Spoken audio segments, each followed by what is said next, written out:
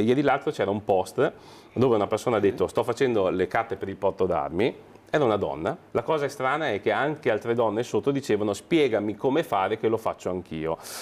Quindi ho dovuto bloccare tutto. Di post bloccati sul gruppo Furti in Corso, attivo ormai da 10 anni e con oltre 20.000 iscritti, ce ne sono ogni settimana.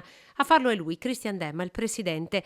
Violano le regole del gruppo che vieta l'incitazione alla violenza. Sono però un dato da non sottovalutare. Questo da cosa dipende? Da questo senso di impunità che c'è. Così come da non prendere sotto gamba è il boom di nuovi iscritti, 2.400 le richieste arrivate a Demma nell'ultima settimana. Un lavoro importante anche perché tra chi cerca di iscriversi ci sono anche, e lo conferma il presidente, diversi malintenzionati. Quanto facile sarebbe cominciare a segnalare un tentato furto in una zona per poi andare da un'altra parte. Ogni tanto rido da solo perché vedo dei cognomi molto famosi nell'ambito delle truffe e dei furti che provano a entrare, quindi non nascondono neanche il cognome. Una marca senza tregua. I ladri hanno colpito la scorsa notte a Cordignano entrando nella villetta di una coppia per spostarsi poi ad Orsago, Vittorio Veneto e Conegliano. Non c'è un giorno, ad oggi, da quando è partito il cambio dell'ora, in cui c'è stata una pausa. Eppure la contabilità in mano alle forze dell'ordine non sta rilevando un'escalation di tale portata, proprio perché in almeno un caso su 3 non si denuncia.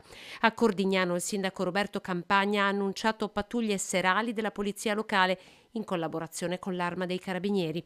Forze dell'ordine, come sottolineato dal procuratore Marco Martani, che però non hanno le risorse per seguire tutte queste indagini. Torna a rivolgersi al ministro Carlo Nordio trevigiano Demma con la richiesta di un incontro già formulata diverse volte, ma rimasta fino ad oggi inascoltata. Voglio assolutamente avere l'opportunità di parlare con il ministro Nordio.